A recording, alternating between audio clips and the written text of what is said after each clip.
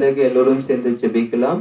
யோவான் 4ஆம் அதிகாரம் அதுல வசனம் பாத்தீங்கன்னா 48ல இருந்து அந்த யோவான் 4ஆம் அதிகாரத்தை ஃபுல்லாவே வாசிச்சு பாருங்க. அதுல அவரு செஞ்ச அற்புதங்கள் எல்லாமே உணர்த்திருப்பாங்க. நம்ம ஆண்டுடைய ஆசீர்வாதம் நிரம்பி இருந்தோம்னா அவருடைய அந்த ஆசீர்வாதத்தினால நம்ம நிரம்பி இருக்கும் போது நம்மள சுத்தி இருக்கிறவங்க எங்க நம்ம போனாலும் நமக்கு தேவையான ஆசீர்வாதங்கள் நம்மளால அவங்களாம் ஆசீர்வதிக்கப்படுவாங்க அப்படின்றதுதான் இந்த வசனத்தை எல்லாவற்றையும் நீங்க வாசிச்சு பாத்தீங்கன்னா அதுல வெளிப்படும். அப்பாவுடைய பிள்ளையா நம்ம இருக்கிறோம்னா நம்மளுடைய ஒரு செயல்லையும் அப்பாவுடைய நாம மகிமைப்படும். அது நம்மள அறியாமலே நம்ம செய்யற வேலைகள், நம்ம யோசிக்கிறது, பேசுறத வச்சு எல்லாருமே நம்மள ஐடென்டிஃபை பண்ற மாதிரி இருக்கும். நம்மளுடைய ஒரு விஷயங்களும் நம்ம எங்க இருந்தாலும் அங்க நம்மளுடைய ஆசீர்வாதங்கள் நம்மளை சுத்தி இருக்கிறவங்களே எல்லா வேலையும் நிரப்பிதான் இருக்கும்.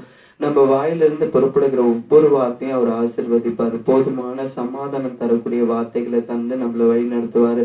எல்லோருடைய பார்வையிலும் நம்ம அவருடைய பிள்ளைன்றதை பிரதிபலிக்கிறக்கூடிய பாக்கியத்தை அவர் தருவாருன்றதுதான் இன்றைய தினத்துல அப்பா எனக்கு உணர்த்தினது, வெளிப்படுத்தினது.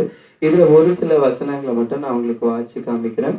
அதுல 48ல இருந்து 54 வரைக்கும் பாருங்களேன். அப்பொழுது இயேசு அவனை நோக்கி, நீங்கள் அடையாளங்களையும் அற்புதங்களையும் காணாவிட்டால் விசுவாசிக்க மாட்டீர்கள் என்றார். அதற்கு ராஜாவின் மனுஷன், ஆண்டவரே, என் பிள்ளை சாகிறதற்கு முன்பாக வர வேண்டும் என்றான். இயேசு அவனை நோக்கி, நீ போகலாம், உன் குமாரன் பிழைத்திருக்கிறான் என்றார். அந்த மனுஷன் இயேசு சொன்ன வார்த்தையை நம்பி போனான்.